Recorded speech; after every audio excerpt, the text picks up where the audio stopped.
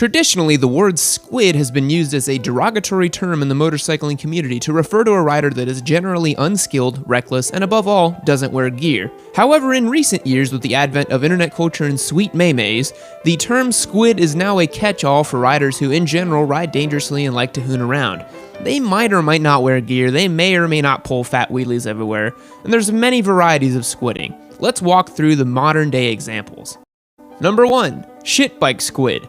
Ratchet bikes, ratchet gear, ratchet life. This squid might actually resemble the squid of days past. Ratty ass gear combined with sketchy yet dank wheelies, and we've got ourselves a real winner. Riding high on the $400 Craigslist special they picked up, wearing the latest in motorcycle riding technology from Vans, and a high impact abrasion protecting t-shirt from Target. The thing that makes these guys stand out is their gumption, their pure love and drive to have a bike no matter how nearly broken down it is. I gotta hand it to these guys, it's pretty unbelievable how they keep these older bikes running strong enough to withstand this abuse.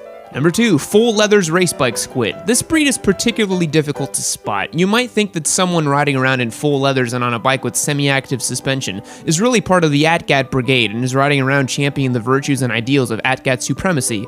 Wrong. This is the true street Rossi, and they will make the road their racetrack, seen wearing a full Dainese race suit, that one carbon AGV helmet, and on an S1000RR. You might think they're being sane, but if you're lucky enough to see them on a back road, they're dragging knee around every single corner and hitting wide open throttle at the apex. Favorites include Yamaha's R1, latest year only you plebe, the Kawasaki ZX-10R, the CBR 1000RR, and for some reason the Fireblade dudes are always the fastest. Number 3, naked torque monster squid. Everyone knows that doing things naked is more fun, bikes included. These guys are usually ex-race bike riders who wanted something more upright for the street. They even managed to convince their wives that it's a more sensible motorcycle. Look, sweetie, it's not hunkered down like those low clip-on high-seat race bikes. This is a modern bike with a sense of responsibility.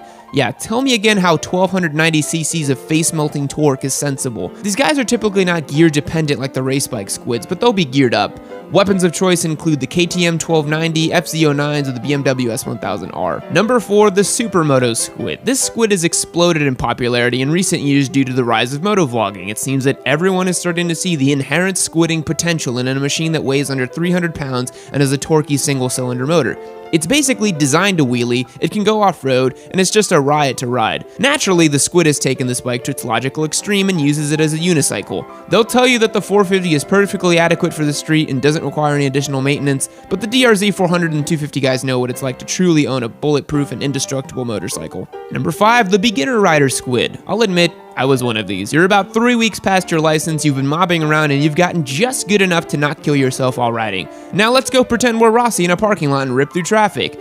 The beginner squid may just be a tiny little squidlet growing their tentacles, but they dream big of ripping huge wheelies down the main street of their town on a future, bigger bike. Actually, as a matter of fact, they never stop talking about that big old leader bike they're gonna get next week. Parking lot wheelies are a must, and so are fake stunts. You know what I'm talking about, standing up on your pegs, doing dumb shit while you ride. You know who you are, and your day of reckoning will come. Number 6, the cruiser squid. In every group ride, particularly large ones, there's the random cruiser bro.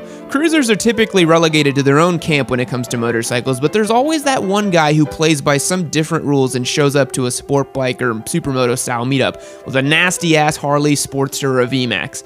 Make no mistake though, while they might not be able to rip huge wheelies, or maybe they can, you never know, these guys are more than happy to cut up traffic and hang with the best squids around. Usually these are the coolest, no fucks given sort of guys who just love riding bikes. And finally, number 7, the mini bike stunt pros. This is a special breed all of their own. These guys don't specialize in the latest gear, the top speed, or the fattest wheelies.